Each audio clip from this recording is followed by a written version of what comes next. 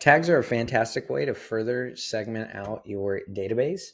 So of course you will have the record type, just generally kind of that's the start of your organization, whether or not they're a lead, an application, a loan, a prospect, an account, just depending on what industry template you have with Shape will determine like what record types you have at the top. Then of course you'll have their status. So out of leads, what kind of record are they? Well, in this case, this guy's rate watch. I can move him to appointment scheduled, whatever it may be, just depending on where he is in my process. And then below that, you will have tags, because of course you could have 50 scheduled appointments, but based on their tag, you can have credit repair, VA, FHA, hot lead, cold lead, interested, not interested, contacted, do not contact. You have all these different tags that you can add to this record so that you can easily filter by them to pull them all up, add them to your prioritized views, as well as run your marketing campaigns based on them. So in this case, I added a bunch of tags to this record. I can easily go to my list view,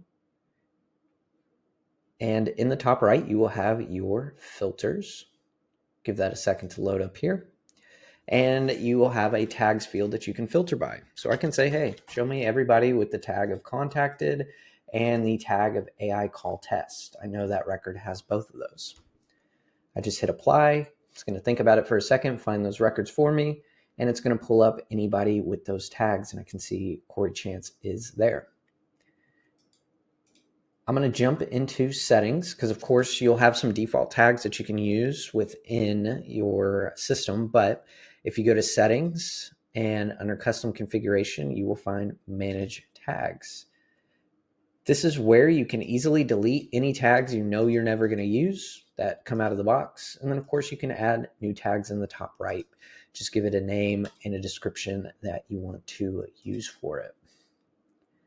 Outside of just filtering by tags and, of course, keeping everything organized, this will also come into play with your drip campaigns. For those that are aware, drip campaigns are your automated marketing sequences that run off of what status that record is in. So I'm going to open new lead, speed to contact.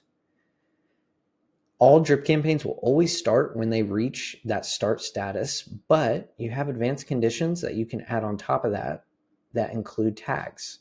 So you can say, yes, they hit the status of new lead, but they have to have the tag of contacted, or they have to have the tag of,